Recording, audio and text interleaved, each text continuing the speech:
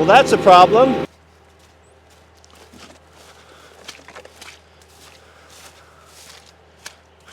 Welcome back, everyone.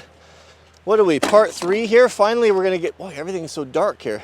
We're gonna get everything going today. We got the ram pump all put together. Jack is behind me working on the trenching. He's got 500 feet of trench to make, and he can set 8 foot at a time with the little Yanmar backhoe. So he's going to be here a couple days. He'll be really good at trenching by the time we get done with this. So let's get this thing hooked up, and we'll put the first bit of pipe in. I've got all the material, and then we'll hopefully get this thing going today.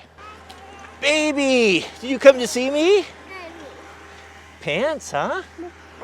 I didn't know you owned pants. Do you see the trench? Look at that. Jack's been busy working, huh? You want to go inside? Let's go inside Jack's trench. Yeah, bugs everywhere. Are you a strawberry today?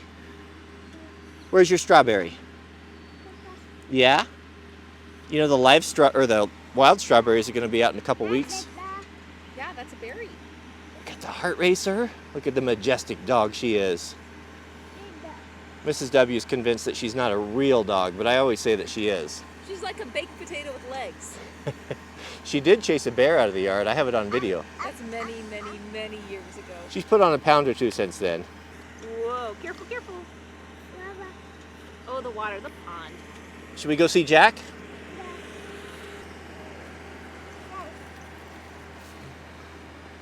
Yay! Good girl! All right. Yeah! All right, let's keep moving. Let's keep moving. Good girl. All right. Oh man, I just realized I messed up. Oh, I forgot. I thought there was, so I don't have a threaded nipple to go into the valve there. Oh, I forgot to get that. And I know I don't have one because I was looking for one yesterday. So I'd actually, since yesterday, I'd bought this brass union right here so that we could take it off. I thought if we went with brass, it wouldn't corrode as much and it would be better, but that's not going to work for us because we have no way to connect it. We have to have the valve. All right, you guys are going to lynch me if I don't get this pump going today, and I wouldn't blame you for it. Here's what we're going to do. We're going to take this guy off, and we're going to thread it directly onto the valve, and we'll deal with this another time, which means never. So we'll take the air chamber off real quickly so that we can spin it, and then we'll thread that back on. As I had to turn the camera off there, I was thinking about excuses for not doing things, and how I think for many of us, myself included, that's kind of our default position, especially when you're doing work that you don't particularly are not really excited about. You know, maybe your wife wants you to do something. Tell me you're not guilty of this. I know I am, and you'd rather watch a game or whatever, and you go out there and you're like, and the first little excuse that comes up, you're like, oh, nope, can't do that, don't have that piece, store's closed, well, I tried, right, and just give up there, right? And that's a bad habit to get into, because you can always find excuses. I was actually having a conversation with a friend of mine, not just recently, about that. He was having some credibility problems at work. And I happen to know the inside story, and the story is this: is that he's always late, and it's always an excuse. It's always well, my car wouldn't start, or there was traffic, or my alarm, somebody unplugged my alarm clock. It's always an excuse, and it's been going on for years. To the point now where he falls into the boy who cried wolf. Right? He has no credibility. No one believes him, and the time will come when he actually maybe does have an excuse, because things happen in life, right? Like, who says that you don't get anything from the government? When he really has a problem, it's going to bite him, and it's going to be, no one's going to believe him.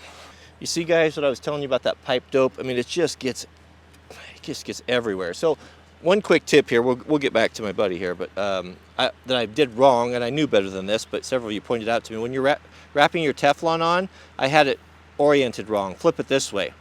Flip it this way here, that way it pulls tight here on the reel, and you can hold pressure on it, Where if you have it the other way, if I flip it around the other way, then it just unravels and you can't, it doesn't work as well. So thanks for the reminder on there. It's funny how you know something and how easy it is to forget.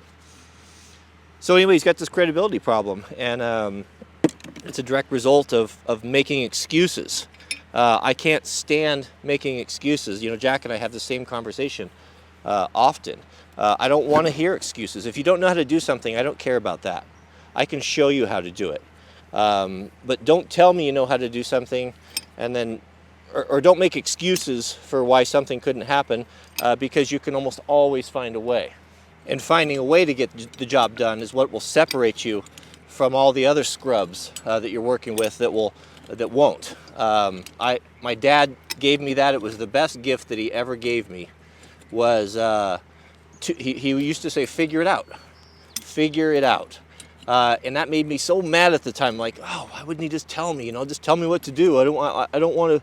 I just want to be told what to do and not have to think about it. And what he was doing, he wasn't being mean. He was preparing me for life. And I've done the same thing with Jack, and it frustrates him to no end either. I can totally sympathize. I remember exactly what that was like, but I also know now when I know something that he doesn't know, and that is that will serve him in life. When everyone else is quitting, when everyone else is giving up, he wasn't raised that way. He'll be raised to figure things out and to whatever it takes, make it happen. Yeah, it's a bummer. I'm gonna have to come down here and redo this, right? But at least it'll be going. Okay, I gotta straighten up that valve. Here, we're almost there, guys. Almost there, I promise. Right there. I got that pipe dope everywhere. I put Mrs. W. We had her old washer and dryer that we bought used forever. Just the old-fashioned ones. I got her the new ones. Kind of as a to make her life easier, right? And I was gonna get rid of those old ones. We were gonna give them away or give them to the church or something. And she said, "You're not putting your dirty old work clothes in my brand new wash machine and firefighting gear and all that." So we left those installed, and so she can wash her really disgusting, or my disgusting stuff down in the old machine and not spoil her new one. Okay, I'm gonna set this. I got this little rock right here. We'll sit it on that rock.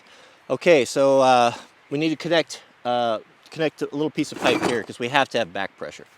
We're not gonna put all the line in today. I got actually 3/4 inch PVC because Jack's not done with the trench. So I do have a remnant of the old line still here, so we'll use this. Now on your ram pumps, as a rule of thumb, your drive pipe, which is the pipe coming into the pump, is gonna be and this is your supply.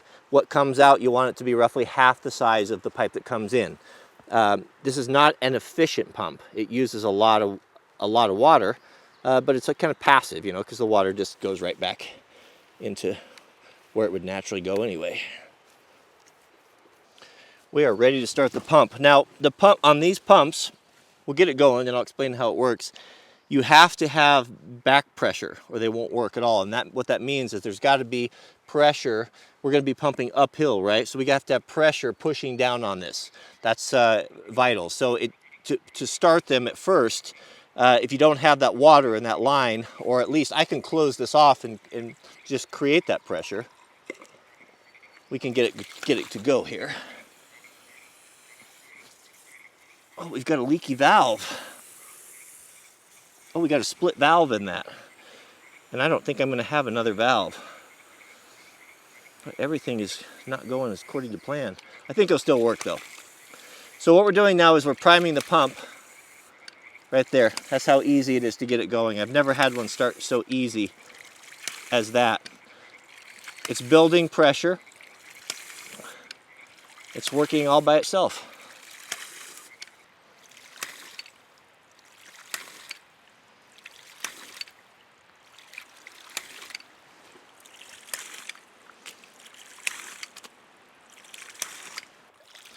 So that's the sound of the double check valves clicking together. It's that familiar ram pump sound that you have from these double swing check rams. Now we've got a crack in this valve right here which is not affecting the operation of it, but I'll have to, next time I'm in town, order one of those. But it should get us going. But what we're doing now is the ram pump is working pretty hard because it's deadheading. Deadheading is a term for a pump that's pumping up hard against something that's not able to move any water, like a valve or a bulkhead. So that's because I've got it shut off right here. So if I open this valve, the pump will stop working because we've lost that back pressure, right? So what we have to do when you get these pumps going is we've got to fill this line. You can either pre-fill it and close the valve because we need that pressure pushing back on this check valve, or we can just simply manually work the pump. Oh, my camera all wet. And what I've done in the past is I'll back these off just a little bit so that the pump will continue to run.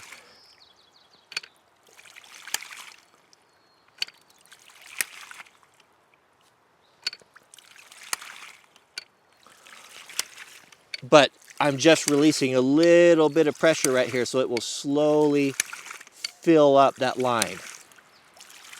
A little stick or something in there. That's why you have to have a screen. So right now we're filling the supply line right here. This is just a 3/4 inch poly that's running across.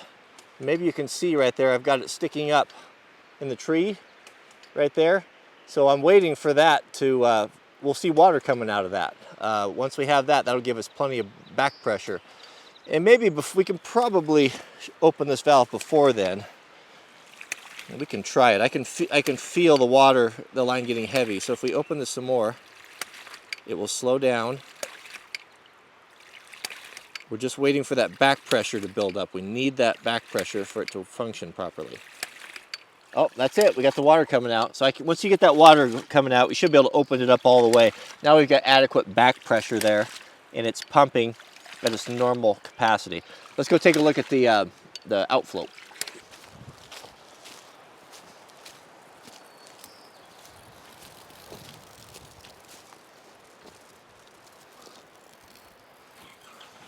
So right here I'm probably about 100 feet from the pump and 12 feet or so in elevation above it. And you can kind of see about how much is coming out just from that little 1.25 inch pump. It doesn't look like a whole lot until you factor it in over a period of 24 hours. But when I originally checked this years ago, it was doing right around, give or take, a gallon a minute.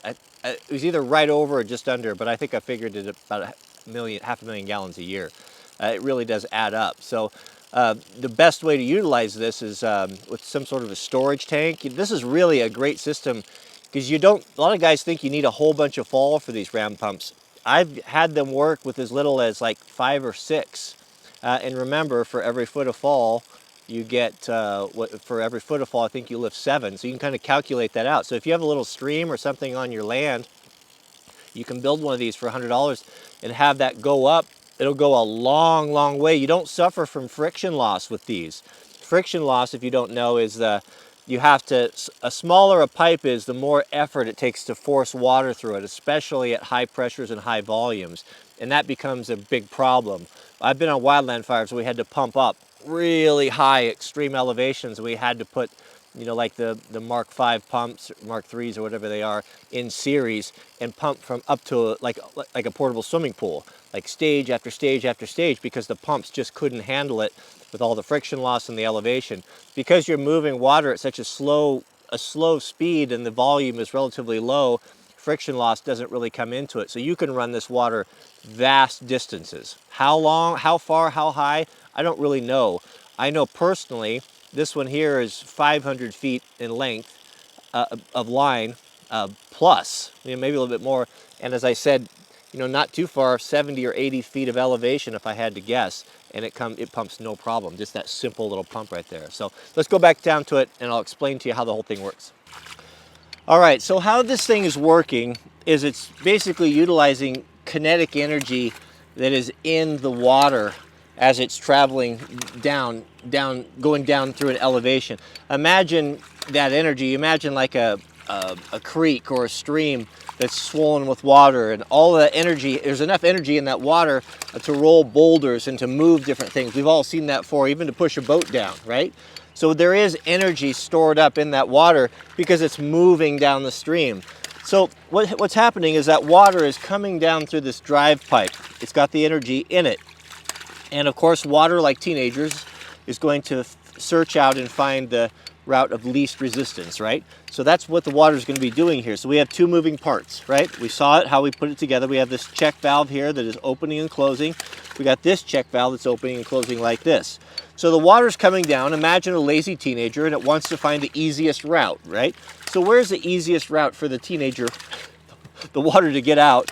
Well, it's going to be this check valve, right? Because we have back pressure coming in. We've got water coming in through the back here that is pushing against. So these two, I guess, heads of water are colliding.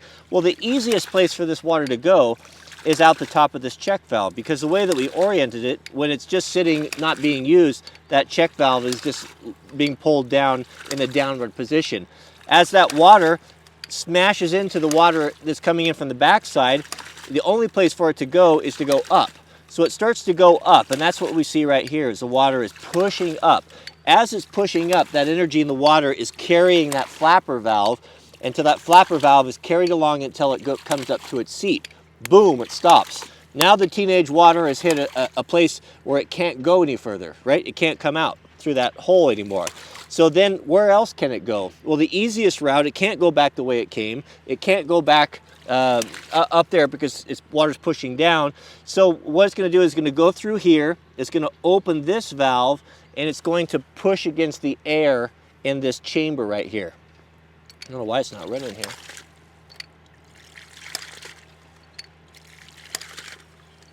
There we go. So imagine if you take a balloon and you press against a balloon, right? A balloon, you press against it, it wants to push back, it wants to fight you, right? So what's happening is that water is going up and it's fighting against this air pressure. And because we can compress air, we know that, that's how air compressors work, or scuba tanks, right?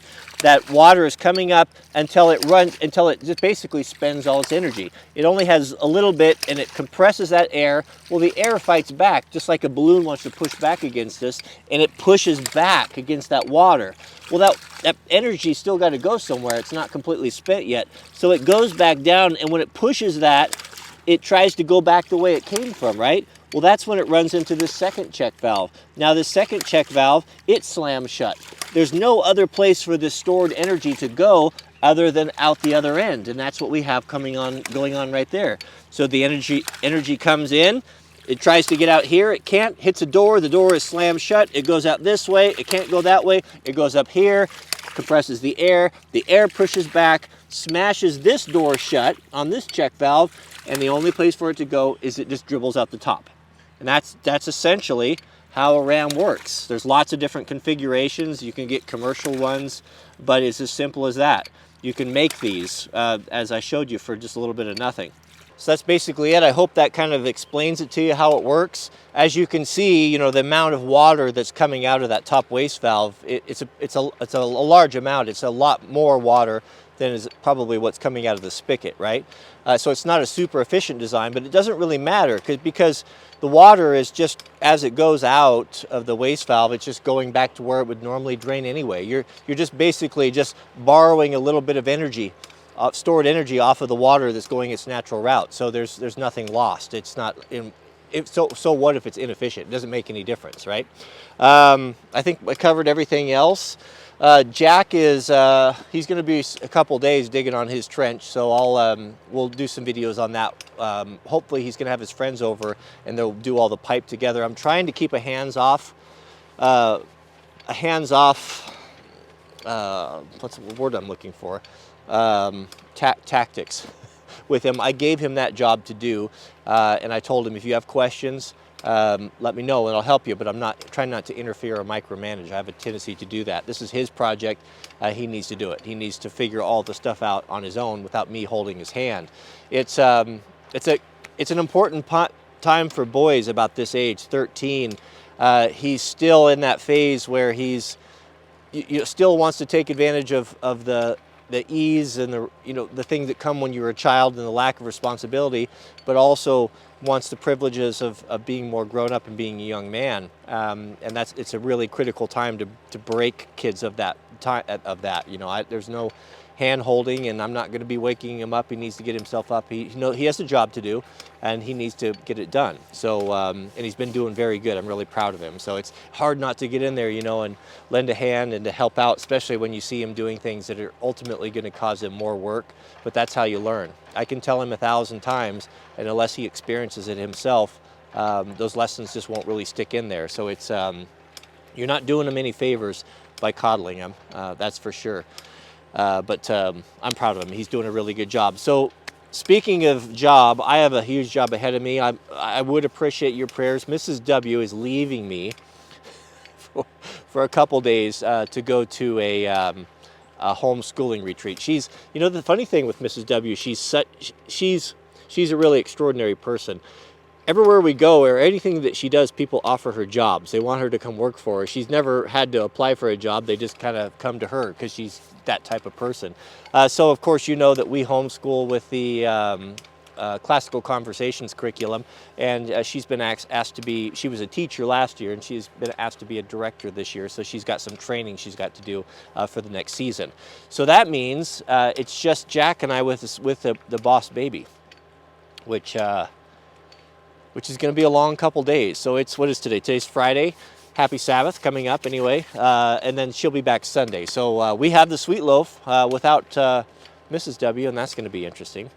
She's got the house all ready for us, and she's got like all her meals pre-planned, and she's got the baby's food, so bless her for that. But it's going to be rough. So hopefully my parents, maybe my mom will come by and stay with us for a couple days. Anyway, so that's what we have going on. So I've got, I won't be doing a lot of heavy content. I've got some fun stuff lined up. Actually, I've got the cheapest on Amazon. I know some people like those, some people don't, but I've actually got, I can't show you. I've been testing out a couple of the items that I will be sharing the cheapest on Amazon, and we'll see how they come up. A lot of folks like those, and they're always fun to do, and it's something that I can do and keep one eye on the boss baby.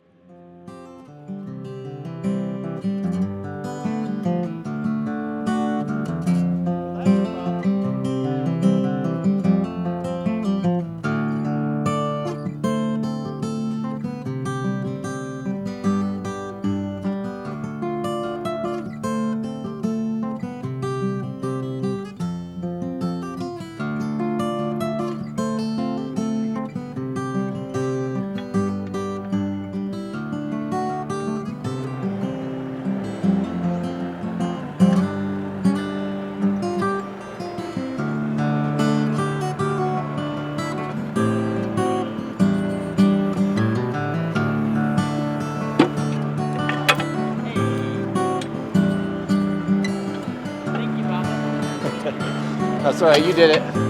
Yeah, next time you grab a chain, just get one that's got the right hooks on it. Okay. And that way you can adjust the length of it. All right, do you need anything else from me? Nope. That happens. All right, well, happy digging. Huh? Happy digging. All right. Content digging.